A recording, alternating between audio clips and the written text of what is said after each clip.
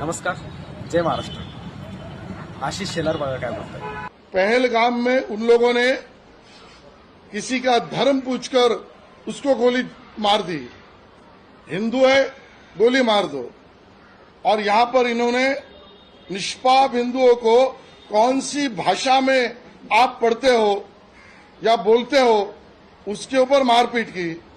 ये दोनों घटनाएं मुझे उद्विग्नता पैदा करती है।